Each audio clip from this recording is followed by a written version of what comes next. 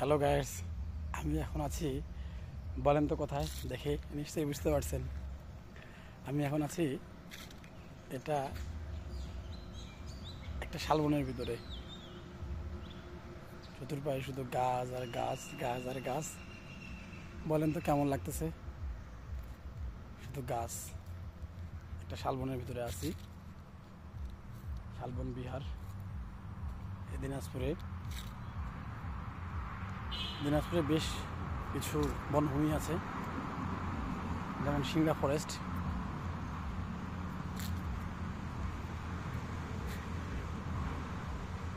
এটা একটা কেমন লাগতেছে দেখেন, যেদিকেই যাবেন শুধু গাছ আর গাছ, গাছের ভিতরে আছি আমি। অন্য একটা কাজে যাচ্ছিলাম ঠাকুরগাঁ। তারা যাওয়ার সময় রাস্তায় একটা শালবন দেখলাম। দেখে আমি আসলে আর লোভ সামলাতে পারলাম না।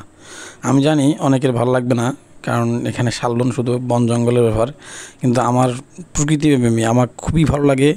কোনো বন জঙ্গল, কোনো সমুদ্র, পাহাড় আমার খুব প্রিয়। তাই আমি হুন্ডা থামায় শালবনের ভিতরে ঢুকে পড়লাম আপনাদের জন্য ভিডিও করার জন্য।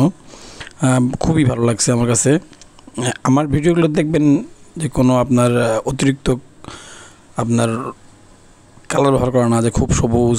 আমি ন্যাচারাল, আমি এডিটিংয়ে একদম ন্যাচারাল কালার আপনাদের সামনে উপস্থাপন করি।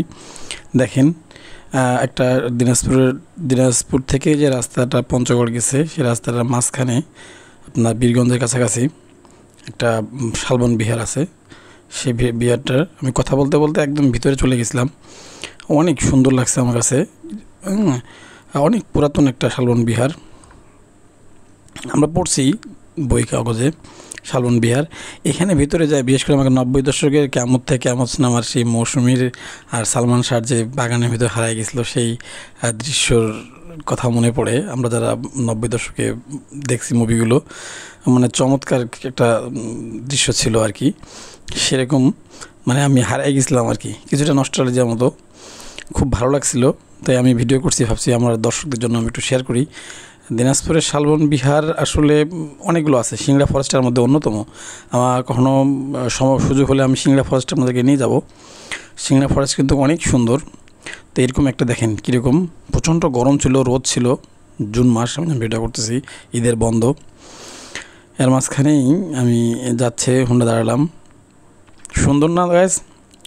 আর গাইস, আপনারা অবশ্যই আমার চ্যানেলটাকে কিন্তু সাবস্ক্রাইব করবেন। আপনারা কিন্তু চ্যানেলটা সাবস্ক্রাইব করেন না, সাবস্ক্রাইব করবেন, কারণ আমি আসলে অত ভালোভাবে ভিডিও মেকিং করতে পারি না।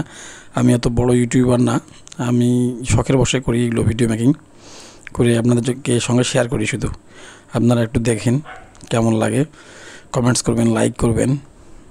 দেখছেন কত সুন্দর? যারা দিনাজপুরের বাইরে থেকে দেখতেছেন, যারা আসতে পারতেছেন না, তারা দেখবেন, সুন্দর, ভালো লাগবে। মানে এটা সরকারি বনভূমির আওতায় একটা বন, অনেক বড় একটা বন। চমৎকার না গ্যাস? আমার মন চাচ্ছিল আরও ভিতরে যায়, বনের মধ্যে প্রাণ খুলে নিঃশ্বাস নেই, আপনাদের সঙ্গে গল্প করি, শেয়ার করি। বনটা একদম ভিতরে ফাঁকা ছিল, একদম ফাঁকা ছিল। মাঝে মাঝে নিরাপত্তার ভয় লাগতেছিল, বাট আল্লাহর রহমতে কিছু হয়নি। ভিডিওটা বড় না করে ভিডিওটা এখানেই শেষ করে দেই। সবাই ভালো থাকবেন, ধন্যবাদ।